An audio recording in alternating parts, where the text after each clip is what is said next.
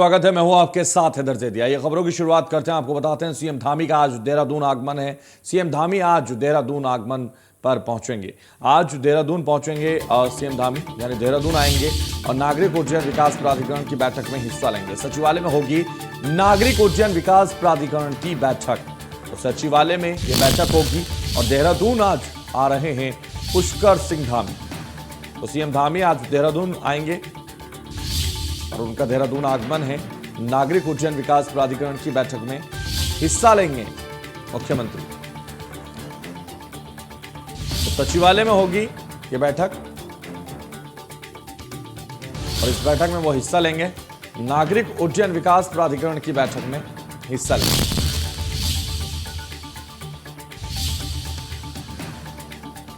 इस बैठक में शामिल होने आज पहुंच रहे हैं पुष्कर सिंह धामी। नागरिक उड्डयन विकास प्राधिकरण की बैठक में हिस्सा लेंगे मुख्यमंत्री पुष्कर सिंह धामी। सचिवालय में होगी नागरिक उड्डयन विकास प्राधिकरण की बैठक और सीएम धामी का आज देहरादून आगमन है।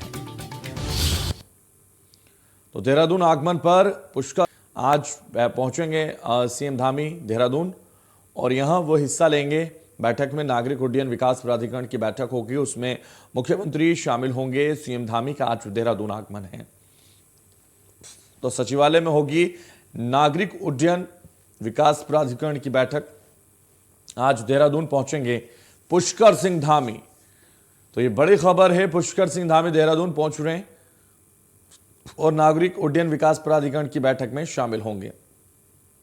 तो नागरिक उड्डयन विकास प्राधिकरण की बैठक में हिस्सा लेंगे मुख्यमंत्री और सचिवालय में होगी नागरिक उड्डयन विकास प्राधिकरण की बैठक।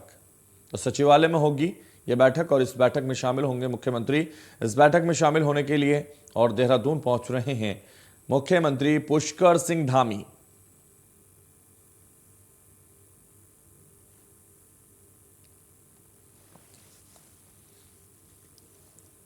डॉक्टर प्रवीण हमारे साथ, हमारे ब्यूरो चीफ इस वक्त जुड़ गए हैं। डॉक्टर प्रवीण, आपके पास आना चाहूंगा। जिस तरह से मुख्यमंत्री देहरादून पहुंच रहे हैं और जिस तरीके से सचिवालय में एक बैठक हो रही है, उस बैठक में भी शामिल वो होंगे, क्या जानकारी उसको लेकर आपके पास?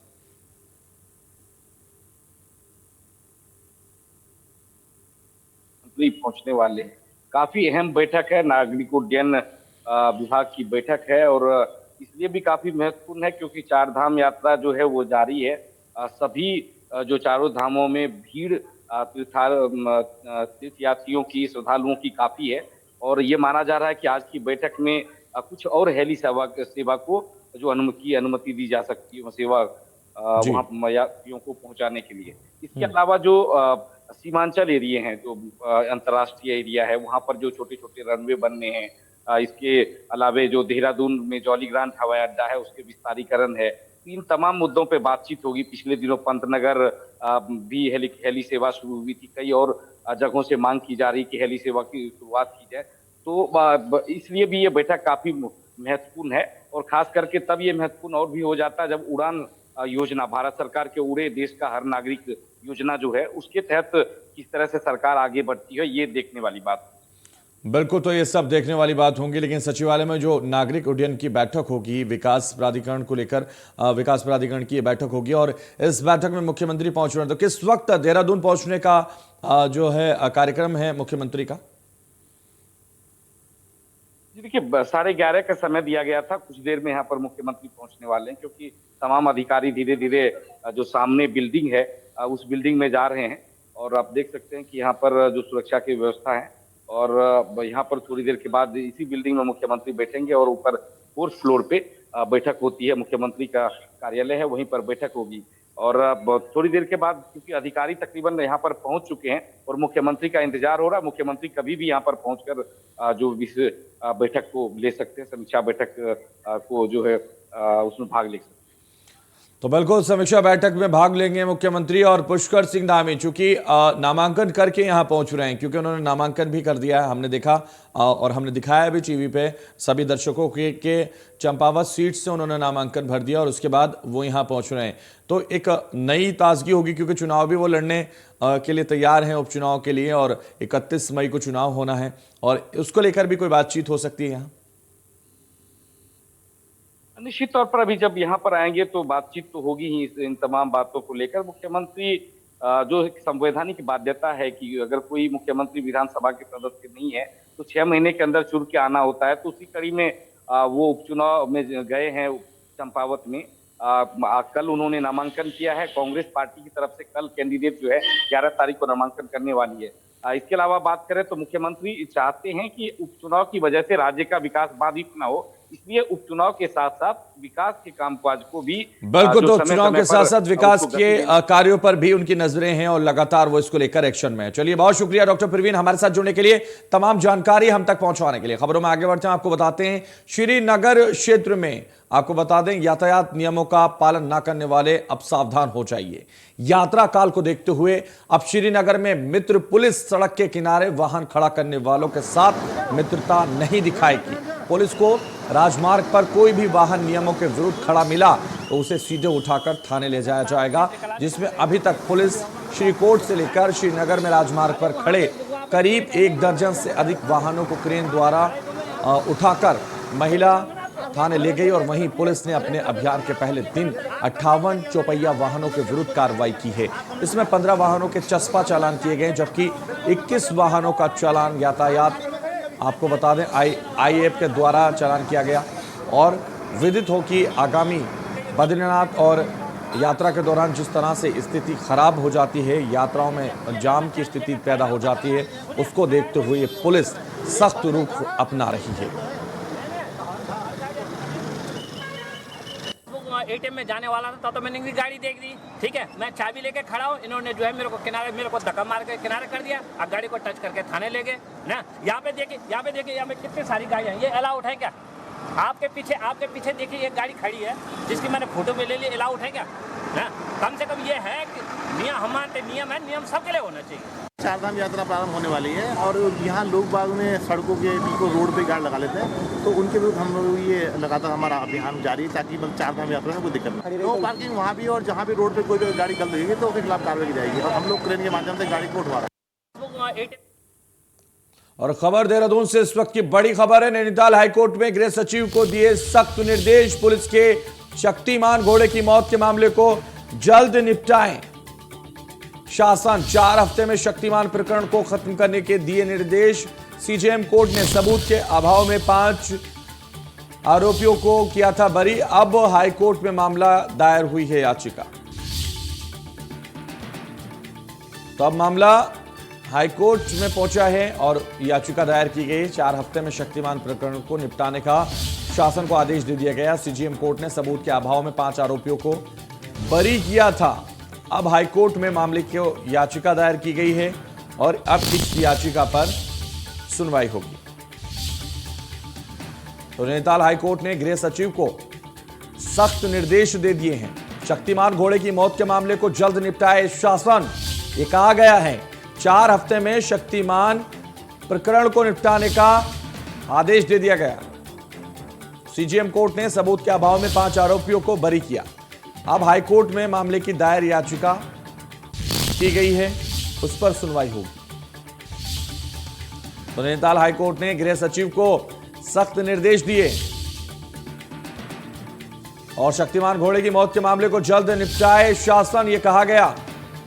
4 हफ्ते में शक्तिमान प्रकरण को निपटाने का आदेश दे दिया गया। तो CJM कोर्ट ने सबूत के अभाव में 5 लोगों को बरी किया था। अब हाईकोर्ट में मामले की याचिका दायर की गई है और इस याचिका के आधार पर अब कोर्ट क्या डिसीजन लेगा ये सुनना होगा, देखना होगा। लेकिन शक्तिमान घोड़े के मौत के मामले को लेकर जल्द निपटाने के आदेश शासन को दे दिए गए। 4 हफ्ते में शक्तिमान प्रकरण को निपटाने का मामला है। CJM कोर्ट ने सबूत के अभाव में 5 आरोपियों को बरी किया था।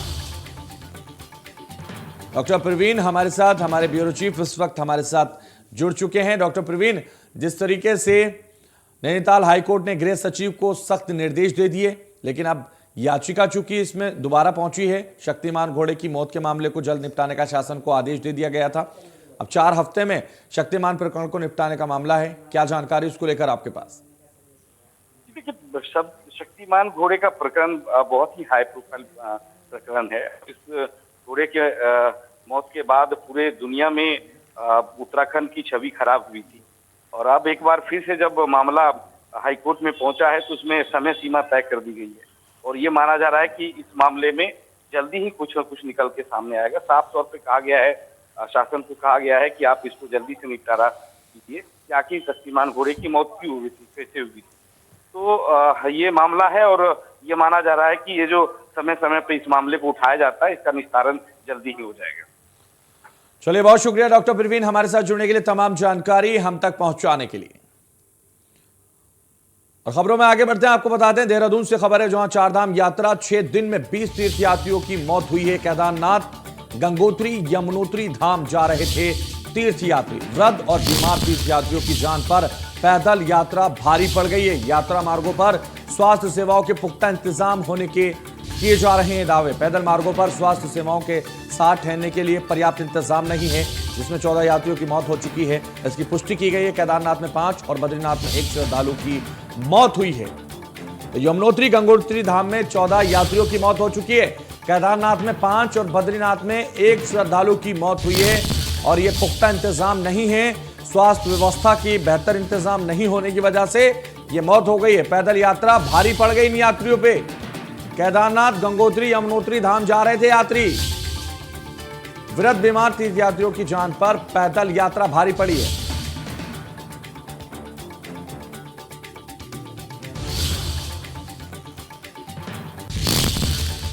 खबरों में आगे बढ़ते हैं, आपको बताते हैं प्रदेश भर में राष्ट्रीय खाद्य सुरक्षा योजना के अंतर्गत सफेद कार्ड और लाल कार्ड धारकों की जांच शुरू हो गई है, जिसके तहत जसपुर में भी उच्च अधिकारियों के आदेशों के खाद्य विभाग ने कार्ड धारकों की जांच शुरू कर दी। और वहीं जसपुर खाद्य सुरक्षा अधिकारी विनोद तिवारी ने बताया कि उच्च अधिकारियों का आदेश है, जिनके पास सफेद और लाल कार्ड है और वो उनकी पात्रता की शर्तों को पूरी नहीं करते हैं तो उन्हें वो कार्ड विभाग में जमा करना होगा। और अगर कार्ड धारक ऐसा नहीं करते और जांच में दोषी पाए जाते हैं तो उनके खिलाफ उचित कार्रवाई की जाएगी। और वहीं उन्होंने ये भी बताया कि अब तक लगभग 40 राशन कार्ड विभाग में जमा हो चुके हैं। जिलाधिकारी महोदय का ये स्पष्ट आदेश है कि जो भी लोग राष्ट्रीय खाद्य सुरक्षा योजना के अंतर्गत सफ़ेद कार्ड या लाल कार्ड की पात्रता की शर्तों को पूरा नहीं करते हैं, लेकिन तब भी उनके पास वे कार्ड मौजूद हैं, उन्हें वो राशन कार्ड हमारे कार्यालय में सरेंडर करना होगा। यदि जांच में ये लोग पकड़े जाते हैं, उनके विरुद्ध आवश्यक वस्तु अधिनियम के तहत वैधानिक कार्रवाई की जाएगी और राष्ट्रीय खाद्य सुरक्षा अधिनियम 2014। और खबरों में आगे बढ़ते हैं, आपको बताते हैं मुख्यमंत्री पुष्कर सिंह धामी के नामांकन करने के बाद भाजपा के प्रदेश अध्यक्ष मदन कौशिक ने कहा कि चंपावत विधानसभा क्षेत्र की जनता काफी उत्साहित है और इस बार मुख्यमंत्री पुष्कर सिंह धामी भारी बहुमत के साथ जीत दर्ज करेंगे। मुख्यमंत्री पुष्कर सिंह धामी ने चंपावत विधानसभा सीट पर होने वाले उपचुनाव के लिए अपना नामांकन भर दिया। हमारे साथ बातचीत करने के लिए मौजूद है भाजपा के प्रदेश अध्यक्ष मदन कौशिक से बात करेंगे। सर, मुख्यमंत्री जी ने नामांकन भर दिया है, अब संगठन किस तरह से और तैयारी मजबूत कर रहा है, क्योंकि अब चुनौती बढ़ गई है, नामांकन भरा जा चुका है और अब तैयारियां मजबूत करनी होंगी? पूरा पन्ना प्रमुख तक की योजना रचना यहाँ तैयार है हमारी। पूरा कार्यकर्ता उत्साह के साथ लगा हुआ है। जनता में बड़ा विश्वास और उत्साह है कि मुख्यमंत्री यहाँ से चुनाव लड़ेंगे और एक बड़ा विकास यहाँ चंपावत का होने जा रहा है और एक बड़े मार्जिन के साथ यहाँ का आशीर्वाद, जनता का आशीर्वाद भारतीय जनता पार्टी के प्रत्याशी के रूप में मुख्यमंत्री पुष्कर सिंह धामी को मिलेगा। सर, विपक्ष के नेता जो अब निर्मला गायतोड़ी, वो नामांकन कुछ दिन में करने की, तो उनको चुनौती किस तरह देखते हैं? क्या लगता है कि क्योंकि वर्चस्व यहाँ पे है कांग्रेस का चंपावत में? ठीक है, सब लोगों के मन में यहाँ का भाव आप देखिए, मुख्यमंत्री के प्रति लोगों में विश्वास है विकास का, तो मैं समझता हूँ कि एक बहुत बड़ा यहाँ उस रूप में हम देखते हैं। तो मुझे नहीं लगता कि कांग्रेस में कोई प्रकार का भाव है। कांग्रेस लगातार अब आरोप लगा रही है कि सरकार जो है धनबल का प्रयोग कर रही है, तमाम डीएम बदल दिए, एसडीएम बदल दिए, तमाम नेता वो कर रहे हैं, अधिकारियों के तबादले कर रहे हैं, जो लोग हैं खटीमा में खासकर उन लोगों को नुकसान पहुंचाया जा रहा है। नहीं, ये कांग्रेस का सब भ्रम है और कांग्रेस इसी भ्रम में जीत रही है। अच्छा और मुख्यमंत्री जी ने एक बात अभी कहा था कि अब चंपावत को हम आदर्श विधानसभा के रूप में बनाएंगे। इसको विश्वास है जनता को कि अब विकास की दृष्टि से एक आइडियल विधानसभा ये बनेगी, इसी विश्वास के। मुख्यमंत्री पुष्कर सिंह धामी ने भरा नामांकन। 31 मई को होगा उपचुनाव। मदन कौशिक के नामांकन के दौरान रहे मौजूद और मदन कौशिक उनके साथ में लगातार मौजूद रहे। तो नामांकन पुष्कर सिंह धामी ने भरा और मदन कौशिक जो प्रदेश के अध्यक्ष हैं वो भी उनके साथ में मौजूद रहे। पिछले आम चुनाव में यहाँ से भारी बहुमत क्या कर रहे हो यार रतूड़ी जी को जिताया और उन्होंने इस समय मुझे अपना प्रस्ताव देकर इस क्षेत्र के विकास के लिए आगे बढ़ाने के लिए उन्होंने अपना इस्तीफा दिया और मैंने आज यहाँ पे उनके साथ आकर प्रत्याशी के रूप में यहाँ से नामांकन पत्र भरा है। मैं गोल जी की इस भूमि को नमन करता हूँ, माँ पूरा देवी को नमन करता हूँ, शारदा मैया को नमन करता हूँ, माँ बाराही को नमन करता हूँ, माँ हिंगा देवी को, माँ रणकोटी देवी को। हमारे यहाँ पर बहुत सारी संभावनाएं हैं इस क्षेत्र में और ये क्षेत्र हिंदुस्तान के नक्शे में पर्यटन का क्षेत्र हो, बागवानी का क्षेत्र हो, उद्यान का क्षेत्र हो, शिक्षा का क्षेत्र हो, इन सभी क्षेत्रों में आगे बढ़े उसके लिए हम लोग प्रयास करेंगे। यहाँ पर नौजवानों के रोजगार के लिए काम करेंगे।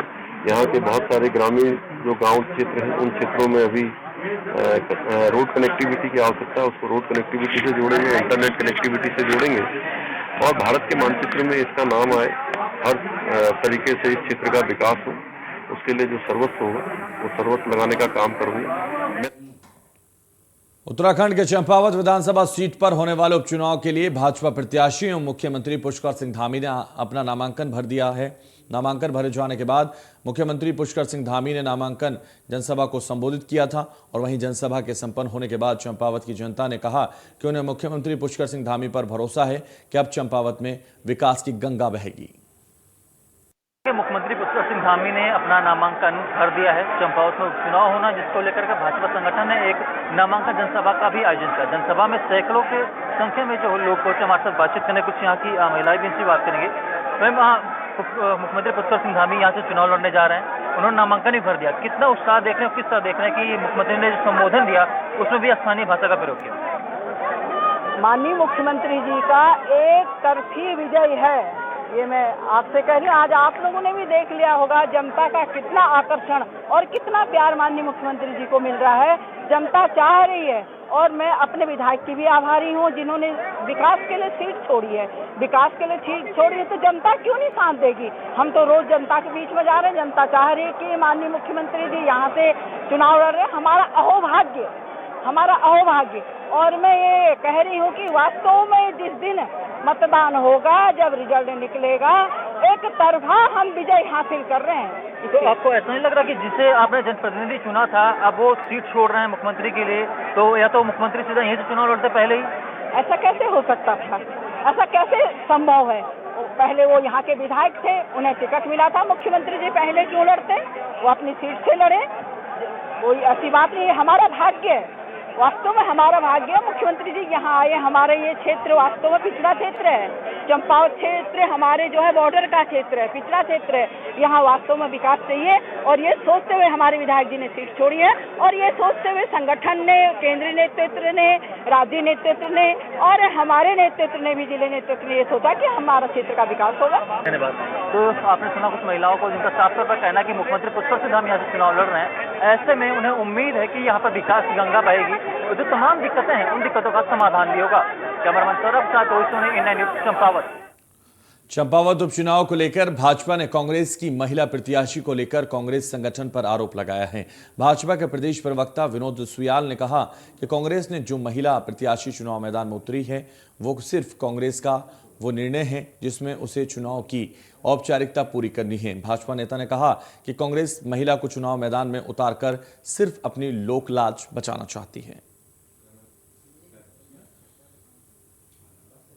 मजबूती के साथ चुनाव लड़ेंगे और खटीमा की जो मजबूती के साथ चुनाव लड़ेंगे और खटीमा की जो स्थिति है वही वापस दोहराएंगे। देखिए, जिस तरह से कांग्रेस पार्टी ने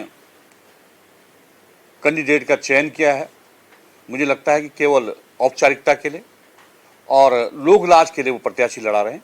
वो कहीं पर भी मुझे नहीं लग रहा है कि प्रत्याशी कहीं मुकाबले में होगा। और श्रीनगर में पुलिस ने आईटीबीपी के जवानों को गिरफ्तार किया। आईटीबीपी जवान पर वाहन में नाबालिग लड़की के साथ छेड़छाड़ का आरोप लगा। पुलिस ने आरोपी जवान के खिलाफ पॉक्सो एक्ट में मुकदमा दर्ज कर लिया। पुलिस ने आरोपी जवान को कोर्ट में पेश कर जेल में भेज दिया।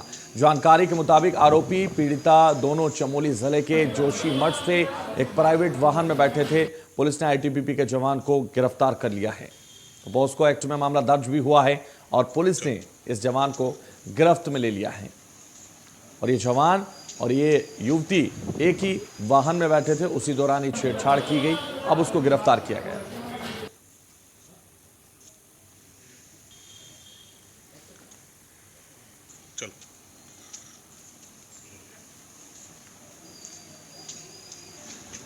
हरिद्वार में हर की पेड़ी पर गंगा महोत्सव कार्यक्रम का आयोजन किया गया। कार्यक्रम में पहुंचे प्रसिद्ध भजन गायक कन्हैया मित्तल ने कई मनमोहक प्रस्तुतियां दी।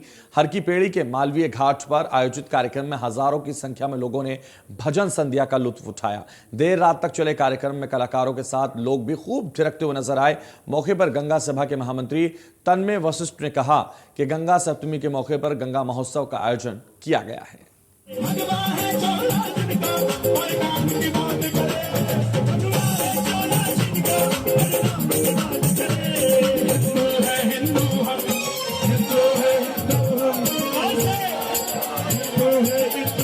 निश्चित रूप से एक ऐतिहासिक दिन है।